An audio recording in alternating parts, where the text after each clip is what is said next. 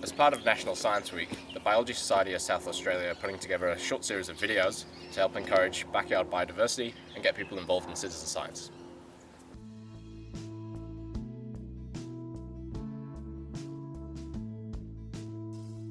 So why would we want to encourage reptiles in our back gardens?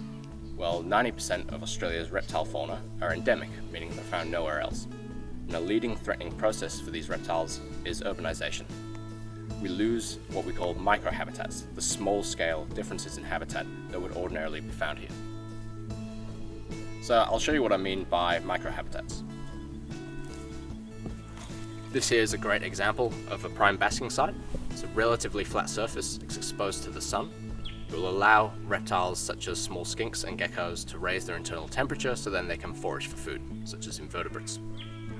The problem is that when it's exposed to the sun, it's also exposed to predation. In an urban setting, that could be something like cats and dogs, also larger birds. Ideally, you want to provide some form of shelter nearby the basking site. This is a prime example because here you have hollows from a log, you have leaf litter, and you're surrounded by native plants. So the reptile can retreat if needed. So how can you do this in your own backyard? The first thing to remember is to source your raw materials responsibly.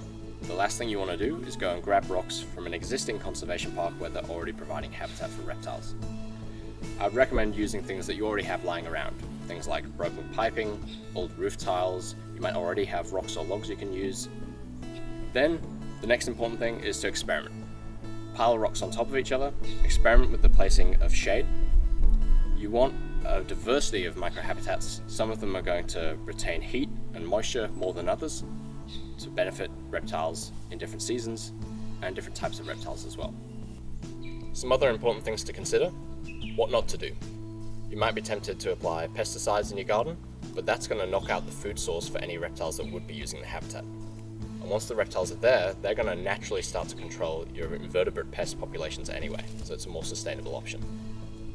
Secondly, if you have existing pets, such as cats and dogs, you're going to want to closely monitor them when they're around this modified habitat. They're probably going to be the most likely cause of reptile deaths. So with just a few small modifications to your garden, you can do a lot to promote reptile diversity, and there are a heap of online and field-based resources out there to help you familiarise yourself with what's using your new habitat.